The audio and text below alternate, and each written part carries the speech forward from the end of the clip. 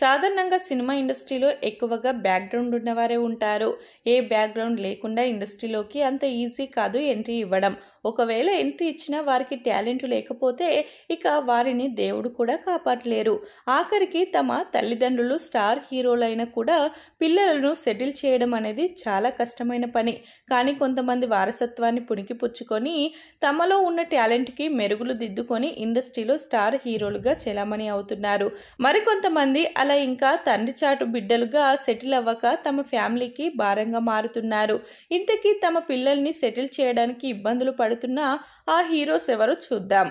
మంచు మోహన్ బాబు వందల కొద్ది సినిమాలు తీసి టాలీవుడ్లో మంచి నటుడిగా గుర్తింపు తెచ్చుకున్నారు. అయితే తమ ముగ్గురు పిల్లలు ఇప్పటికీ ఇండస్ట్రీలో సెటిల్ అవ్వలేకపోతున్నారు. ఆఖరికి తానే నిర్మాతగా మారి వారి సినిమాలను తీసినా కూడా అవి కూడా సక్సెస్ అవ్వడం లేదు. ఇలా తమ ముగ్గురు పిల్లలు సెటిల్ అయితే చూడాలని మోహన్ బాబు చేయని ప్రయత్నం అంటూ లేదు.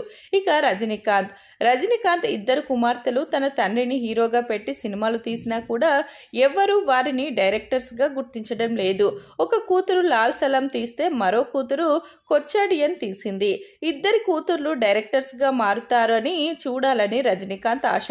కానీ ఆ ఆశ ఇప్పట్లో నెరవేరే అవకాశాలైతే కనిపించడం లేదు.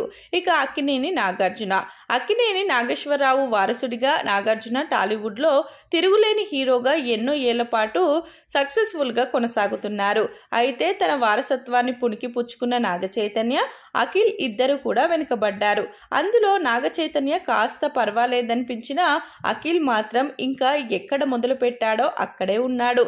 వీరు మాత్రమే కాకుండా ఇండస్ట్రీలో చాలా మంది ఉన్నప్పటికీ వీరిని టాప్ ప్రియారిటీగా ఇప్పుడు చూస్తున్నారు అందరూ.